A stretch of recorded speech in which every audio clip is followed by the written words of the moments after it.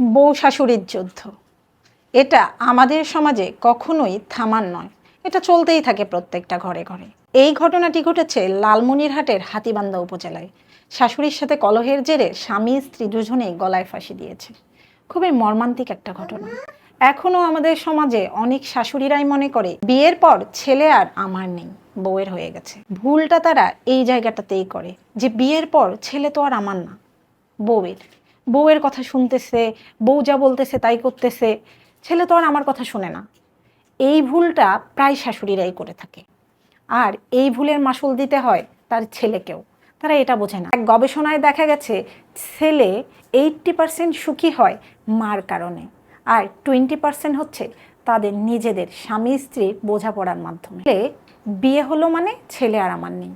সেসব শাশুড়িদের উদ্দেশ্যে একটা কথা বলতে চাই, আপনারা যদি এটা মনে করে থাকেন তাহলে আপনার ছেলেকে আপনি কখনোই বিয়ে দেবেন না, সারা জীবন আপনার আঁচলের নিচে রাখবেন। দুদিন আগেও সেম একই ঘটনা ঘটছে, পলাশ সাহা।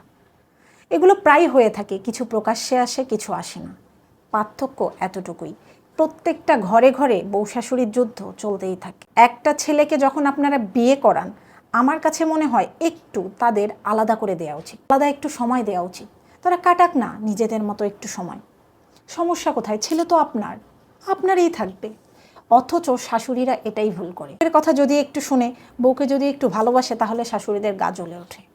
এটা কেমন কথা বুঝি না। আপনার ছেলে যদি খুশি থাকে তাহলে কি আপনি খুশি নন? হ্যাঁ, আপনার ছেলে যদি আপনার বউয়ের সাথে সুখে থাকে, ভালো থাকে, তাহলে তো আপনারও ভালো থাকার কথা। কিন্তু আমাদের এই সমাজের শাশুড়িরা এটাকে খুব খারাপ চোখে দেখে যে বউয়ের সাথে কেন ছেলে ভালো থাকবে। আরে বউয়ের সাথে যদি ছেলে ভালোই না থাকবে তাহলে কার সাথে ভালো থাকবে? এটা যদি না মানতে পারেন তাহলে আপনি আপনার ছেলেকে কখনোই বিয়ে করাইয়েন না।